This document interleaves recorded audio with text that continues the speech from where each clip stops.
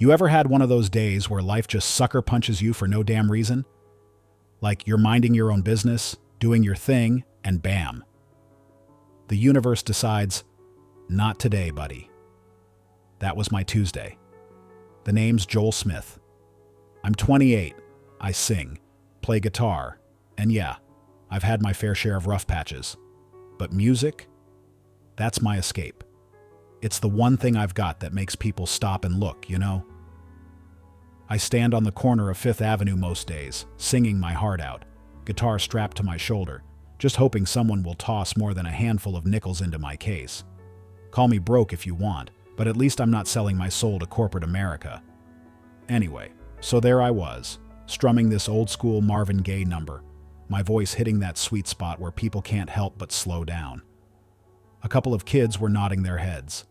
Some guy in a suit actually smiled. Hell, I even caught this older lady swaying to the beat.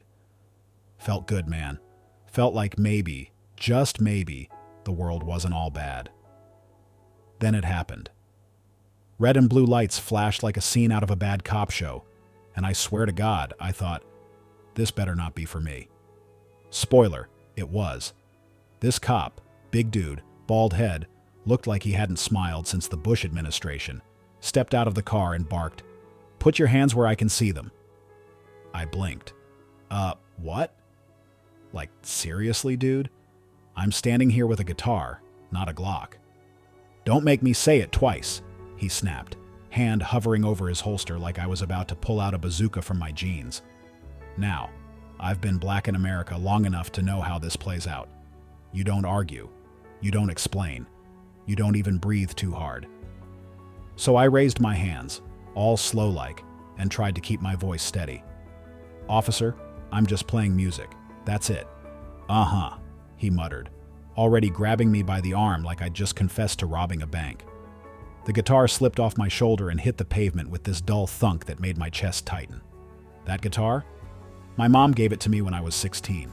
It's been through more shit than most people I know, and now it was lying there, like roadkill, while Mr. Tough Guy dragged me toward his patrol car.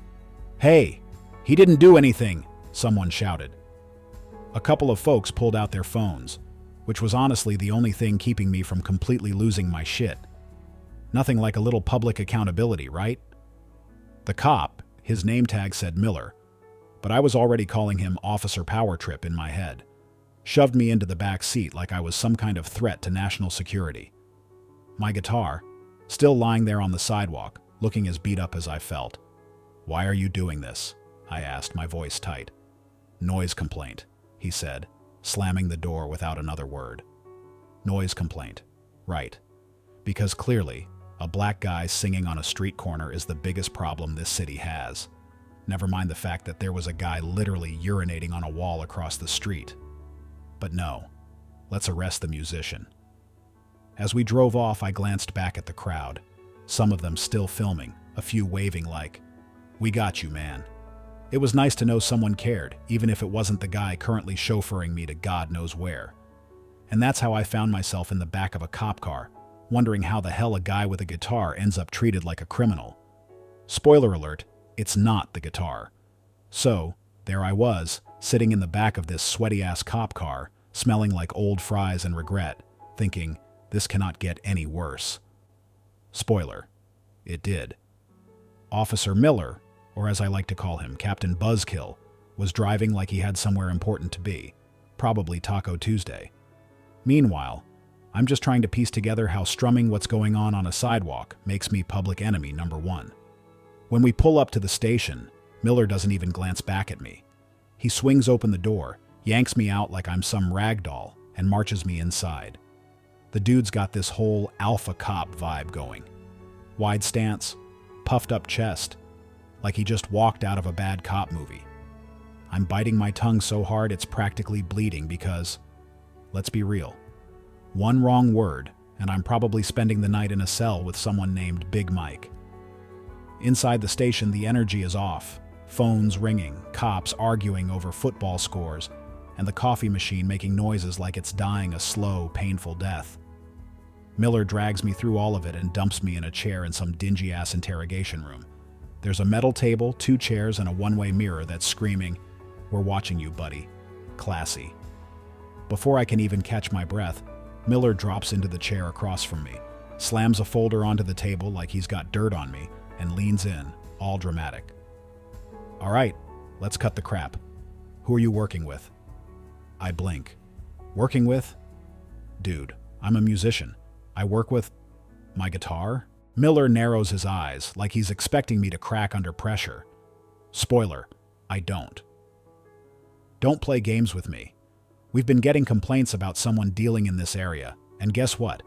You fit the description. I let out this bitter laugh because, of course, I fit the description. Translation, black guy. Look, man, I say, trying not to let my voice shake. I'm just out there singing. That's it. No drugs, no gangs, no bullshit. Just music. But Miller? Oh, he's on a roll. Music, huh? Is that what you call it when people are running from the scene? Running? I snap. You mean that guy pissing on the wall? Yeah, he probably ran because you didn't arrest him. Miller's face goes red, and for a second, I think he might actually flip the table. Instead, he just leans back, smirking like he's got me cornered. Fine. Let's play this your way. You sit tight while I run your info. But let me tell you something. If I find so much as a parking ticket in your history, you're not walking out of here anytime soon. And then he's gone, leaving me alone in that cold-ass room with nothing but my thoughts and that stupid one-way mirror. I stare at it, wondering how many bored cops are sitting on the other side, laughing at my expense. My hands are shaking now, not from fear, but from pure rage. I keep replaying the scene in my head. Him throwing me in the car, my guitar hitting the pavement, the smug look on his face like he's some kind of hero. How is this my life right now? Minutes turn into what feels like hours, and I'm just sitting there, trying to keep my cool. But then, the door creaks open, and another cop pokes his head in. Young guy, looks like he's barely out of college. Hey, you good? He asks, voice low like he's not supposed to be talking to me. I stare at him, deadpan. Oh yeah, I'm great. Just another day in paradise. He shifts uncomfortably. Look, between you and me, Miller's intense. He thinks he's busting some big case or whatever. Don't take it personally. Don't take it personally? I repeat, my voice dripping with sarcasm. That man treated me like I'm Scarface for playing a damn Marvin Gaye cover. But sure, I'll just shrug it off. The guy shrugs, mumbles something about protocol, and leaves me alone again. And that's when it hits me. This isn't just about Miller. This is about the whole damn system that lets guys like him get away with this shit. They don't care who I am or what I've done. All they see is a black guy with a guitar. And that's all the excuse they need.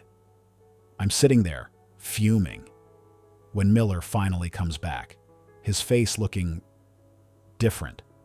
Like, less I'm in charge and more, I just stepped in dog shit. He's holding a printout, and I swear, for the first time all day, he actually looks nervous. But me? I'm not giving him an inch. I lean back in my chair, arms crossed, and give him my best "what the fuck do you want now" glare. So, I say, voice calm but cold, did you figure out that I'm not some criminal mastermind? Miller doesn't answer right away. Instead, he just stands there, staring at the paper like it's written in another language. And that's when I know. Something's about to go down. Something big.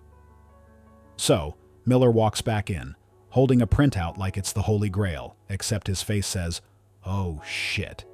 He doesn't sit down right away, just stands there, staring at me like I'm an alien. At this point, I'm over it. Well, I say, leaning back, find my criminal empire yet? Should I call my lawyer or my mom? He finally speaks, but his voice isn't all tough anymore. Joel Smith. You're, a musician? I raise an eyebrow. What gave it away? The guitar? The singing? Or maybe the crowd clapping on the corner before you showed up? Miller clears his throat and glances at the paper again. Says here you're a recording artist? Platinum album? Oh. He knows. The corners of my mouth curl into the smallest, pettiest smile. Oh, you Googled me. How sweet. Did you find my Spotify too? Miller looks like he wants the ground to swallow him whole. Look, I didn't. There was a complaint. I was just doing your job? I cut him off, my voice sharp. Yeah, I bet. Dragging black guys off the street for singing? Hell of a day's work. He opens his mouth, but nothing comes out.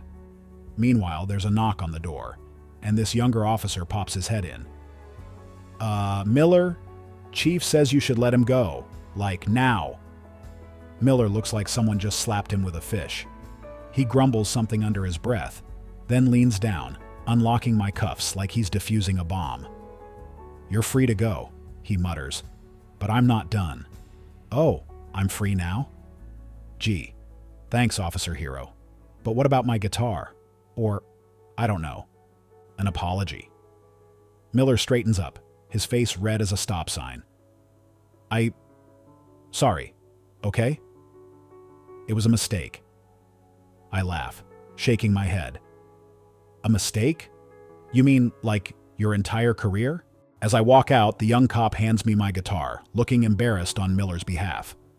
The second I'm outside, a small crowd cheers. Phones are out, cameras rolling. Someone yells, "We got your back, Joel!" And just like that, I realize, this isn't just my story anymore. Walking out of that station felt like breaking out of prison, except I wasn't guilty of anything. My guitar was back in my hands, scratched but still playable, and the crowd outside? Oh, they were hyped. Phones were pointed my way. People were shouting, "Justice for Joel!" I didn't ask for any of this, but damn, it felt good knowing someone was on my side.